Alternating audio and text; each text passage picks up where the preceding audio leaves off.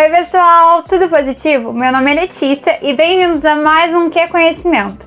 No Que Conhecimento de hoje a gente vai falar sobre uma coisa que eu tenho certeza que você pode ter aí no seu banheiro ou na sua área de serviço, que são os alvejantes.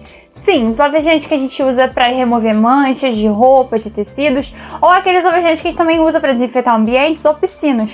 Bom, eu não sei se vocês sabem, mas alvejante, segundo o dicionário, significa tornar alvo, tornar branco. A gente sabe que eles têm essa mágica propriedade, mas vocês sabem de onde ela vem?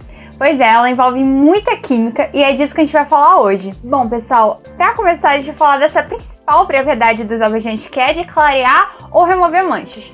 O que a química está em volta nisso? Bom, a primeira coisa que a gente tem que saber é que as substâncias que compõem os alvejantes, elas possuem um altíssimo potencial de redução.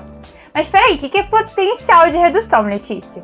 Bom, para a gente entender o potencial de redução, a gente precisa entender o que é uma reação química de oxirredução.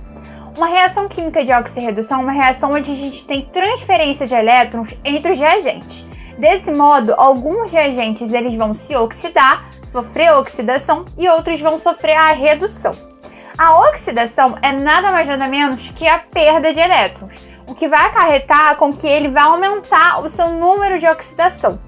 Já a redução é o ganho de elétrons, o que vai fazer com que ele diminua o seu número de oxidação, ou também chamado NOx. Desse modo, para que uma substância ela se oxide, é necessário que outra se reduza, porque ela vai oxidar, ela vai perder elétrons, e a outra que vai reduzir, ela vai ganhar os elétrons que a outra perdeu.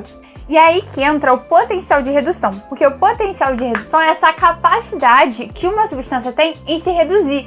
Ou seja, se ela vai se reduzir, ela vai oxidar outras substâncias. Então ela vai agir como um agente oxidante. Então, a gente conclui que substâncias que possuem um alto potencial de redução, elas têm uma facilidade em se reduzir. Então, elas atuam como um agente oxidante, oxidando outras substâncias. Enquanto que substâncias que têm um baixo potencial de redução, elas tendem a se oxidar. Ou seja, elas vão atuar como um agente redutor de outras substâncias. Entendendo isso, então, a gente consegue concluir que, como eu havia falado, essas substâncias presentes nos alvejantes, ela possuem um potencial de redução altíssimo, significa que elas facilmente conseguem oxidar outras substâncias. Bom, mas como que a oxidação dessas manchas ocasiona no seu desaparecimento parcial ou total? Bom, a primeira coisa a se entender é que esses compostos coloridos que formam as manchas, muito provavelmente eles são grandes cadeias carbônicas, ou seja, eles são compostos orgânicos apolares e insolúveis em água. Essas cadeias carbônicas, elas são compostas por diversas ligações duplas conjugadas, que fazem com que elas tenham essa cor super intensa.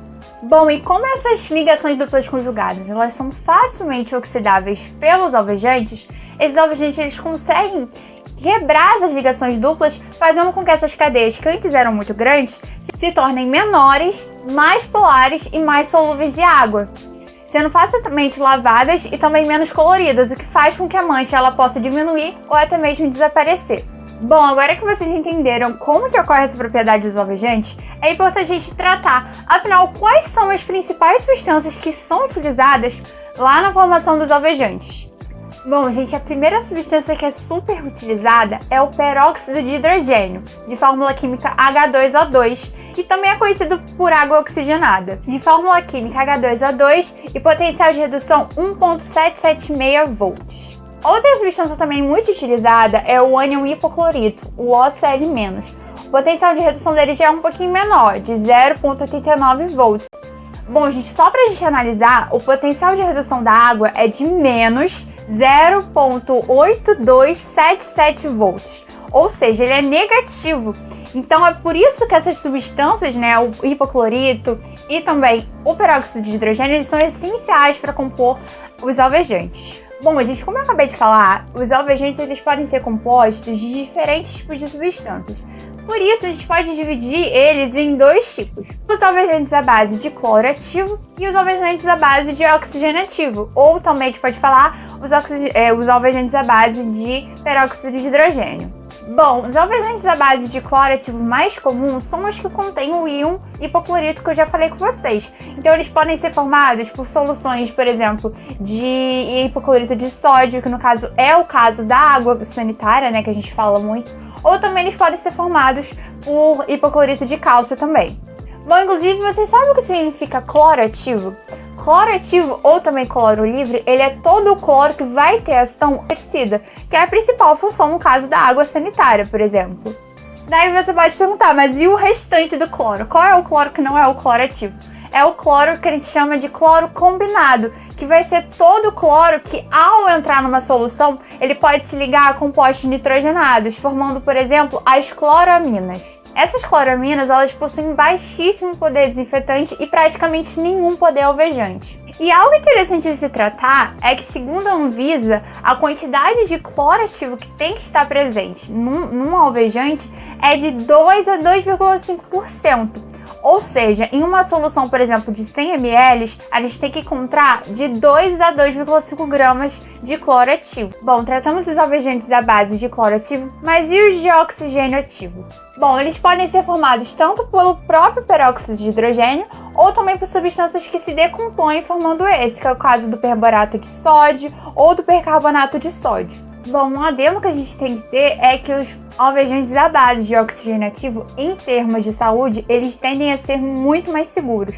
Isso porque a base de cloro ativo, eles podem se decompor gerando subprodutos nocivos à saúde, inclusive o próprio gás cloro, que ele em si só ele já pode causar diversos danos à nossa saúde. Por isso, que tal a gente descobrir um pouquinho quais são essas misturas perigosas que a gente não pode fazer, já que elas podem gerar subprodutos nocivos para a nossa saúde. Bom, a gente vai estar tratando dessas misturas porque elas podem envolver algumas reações entre os alvejantes e outras substâncias que podem ser muito perigosas tanto para a gente, para a nossa saúde, quanto para o meio ambiente. A água sanitária, por exemplo, em meio ácido, o hipoclorito ele vai reagir com o íon hidrônio, gerando gás cloro, que, como eu já falei, ele já é muito perigoso para a nossa saúde. Por isso, vamos descobrir mais algumas misturas que podem ser super perigosas que a gente tem que evitar de fazer na nossa casa.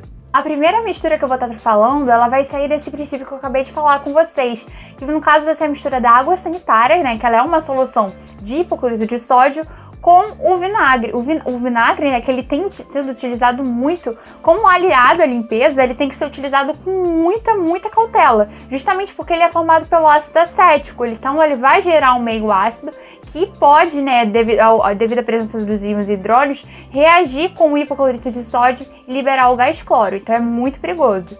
A segunda mistura que a gente não pode fazer, ela vai estar tratando da água sanitária com o nosso álcool em gel, que a gente está utilizando muito nesses tempos de pandemia. Porque não é só em meio ácido que a água sanitária pode reagir e gerar compostos nocivos não, viu?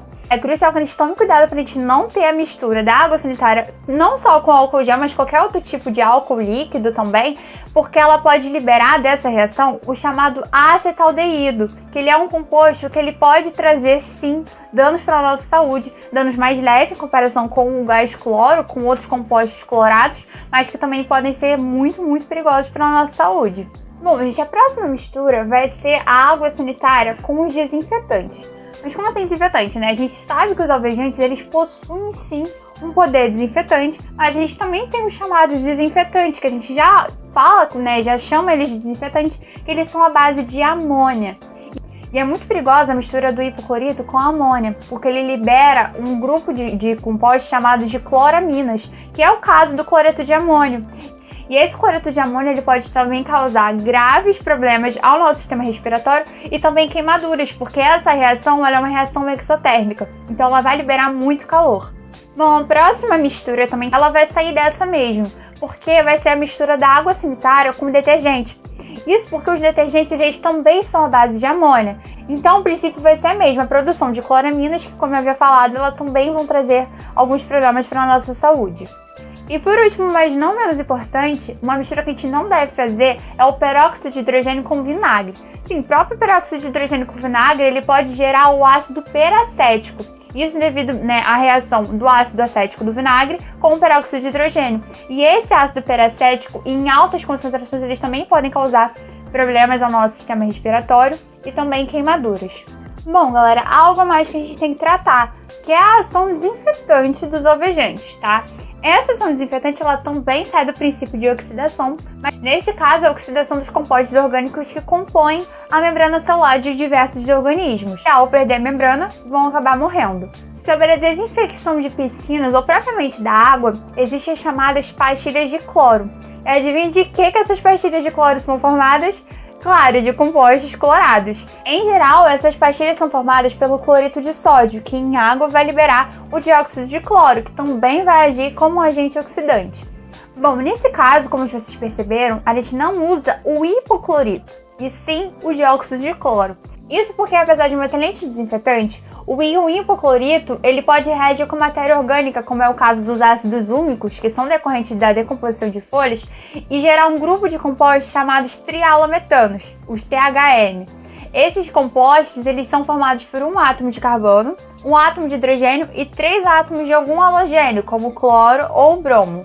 Essa tendência de formação de trialometanos ela ainda é maior tratando do gás cloro. E como esses trialometanos eles fazem muito mal para a nossa saúde, eles podem estar relacionados, por exemplo, ao câncer, é crucial que a gente não tenha, né, ou pelo menos que a presença desses compostos na água sejam baixíssimas, visto que essa água ela vai ser consumida. Bom, gente, para a gente finalizar esse vídeo, a gente pode tentar concluir alguma coisa. Existem vários tipos de alvejantes, mas afinal, qual é o melhor tipo? Bom, a resposta para essa pergunta não é fácil, a gente vai ter que analisar alguns fatores. O primeiro fator é o fator de formação, né, no caso dos trialometanos. Como eu havia acabado de falar, os alvejantes à base de cloro ativo, né, porque a gente sabe que os alvejantes, além de alvejantes, eles são também desinfetantes. Então, os à base de cloro ativo, eles possuem uma tendência de formação de trialometanos muito grande, especialmente os à base de gás cloro, enquanto que os alvejantes à base de oxigênio ativo, eles não possuem essa tendência. Ok, esse foi o primeiro fator. O segundo fator vai ser nada mais nada menos que o potencial de redução. Bom, a gente sabe que o potencial de redução do peróxido de hidrogênio é de 1,776 volts, enquanto que o do hipoclorito é de 0,89 ou 0,90 volts. Bom, interessante, talvez você esteja concluindo alguma coisa analisando esse potencial de redução, visto que o potencial de redução ele vai estar atrelado à capacidade, né, de oxidar outras substâncias. E a gente sabe que a oxidação é a base do que a gente está tratando aqui. Bom, gente, mas tem mais um fator e ele está atrelado ao potencial de redução, que é a estabilidade. Bom, o peróxido de hidrogênio, apesar dele não ter essa formação de trialometanos, ele tem um altíssimo potencial de redução, ele vai ter uma baixíssima estabilidade, justamente por conta desse altíssimo potencial de redução. E isso vai acarretar em muitos problemas, porque como ele não tem uma estabilidade, a estabilidade dele é baixíssima, ele facilmente se degrada em água e gás oxigênio. E com isso a gente não consegue utilizar ele facilmente como alvejante. Por isso, inclusive, que esses alvejantes geralmente são vendidos em forma de pó, porque em solução ele rapidamente se degrada. E aí o que a gente acontece, né? A gente precisa desse gás oxigênio atuando como alvejante. Porém, ele vai se degradar rapidamente na solução. Então a gente acaba não utilizando esse alvejante, ele perde a principal função dele rapidamente. Por isso, para que esses alvejantes eles consigam ser vendidos, eles precisam de muitas condições especiais, como um pH alcalino, né? Como a embalagem dele ela precisa ser completamente escura, né? Para que ele não entre em contato com a luz facilmente e se degrade. Então, com isso, os alvejantes à base de oxigênio, eles são muito mais caros que os à base de cloro ativo. Então, a gente já vai ter um contra a respeito deles. Mas, com certeza, apesar de mais caros, eles são, sim, muito mais seguros para a nossa saúde em comparação com os de cloro ativo. Bom, pessoal, foi isso. Gostaram do vídeo? Bom, é muito interessante a gente estudar a química dessas substâncias que elas estão simplesmente presentes na nossa casa, no nosso cotidiano. Se gostaram do vídeo, não se esqueça de curtir e compartilhar com seus amigos e sua família, para que eles fiquem atentos a essas misturas que a gente não pode fazer devido a essas reações que a gente tinha falado. Um super beijo e até o próximo Que é Conhecimento. Tchau!